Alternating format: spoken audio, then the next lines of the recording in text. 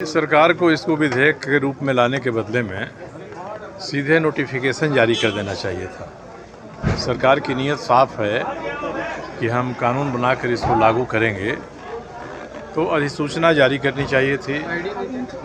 और जो विधेयक हमने देखा है, विधेयक में केवल कथा कहानी है। तो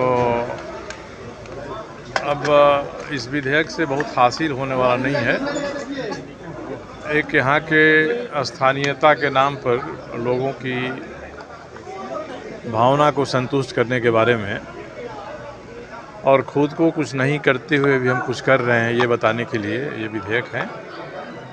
अब इस विधेयक के अभी सदन से तो पास हो जाएगा, परंतु न्यायिक समीक्षा में कितना खरा उतरता है ये देखना है। स्थानीयता के आधार पर स्थानीयता को खतियान के आधार पर लागू करने की बात 1982 में बिहार से ही आरंभ हुई थी। यह कोई नई बात नहीं है। बाबूलाल मरांडी जब यहाँ के मुख्यमंत्री हुए तो 2002 में उन्होंने भी इसको लागू किया था। उसका उल्लेख भी विधेयक में है। तो न्याय निर्देश के अनुसार अधिसूचना सरकार को निकाल देनी चाहिए थी सीधे। विधानसभा का समय नुकसान करने की कोई ज़रूरत नहीं थी।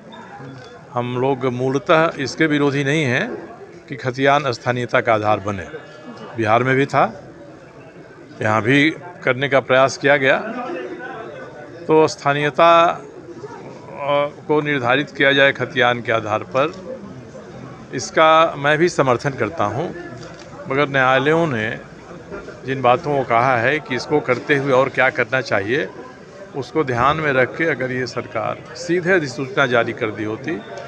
पिछड़े वर्गों के आरक्षण के बारे में भी उनको न्याय यहाँ नहीं मिल रहा है।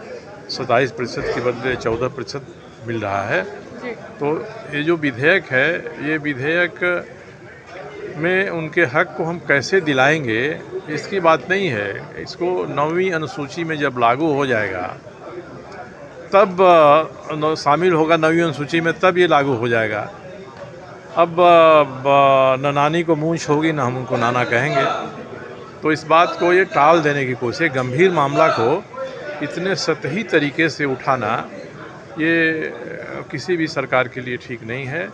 एक तरह से पिछड़े वर्गों को इसके माध्यम से भरमाने का काम किया गया है। और 9वीं अनुसूची भी न्यायिक समीक्षा से अब ऊपर नहीं है। तो सरकार क्या करना चाहती है ये स्पष्ट नहीं हो रहा है। सरकार एक संकेत देना चाहती है। अगर 10% आर्थिक कमज़ोर वर्गों को आरक्षण देने का प्रस्ताव भारत सरकार ने किया है, तो बेहतर था संसद में ही इस बात को उठाकर इसको कराया जाता। विधानसभा से पारित भी हो जाएगा तो न ये 9वीं अनुसूची में जाएगा और न कभी लागू होगा। तो इस तरह से भ्रम फैलाना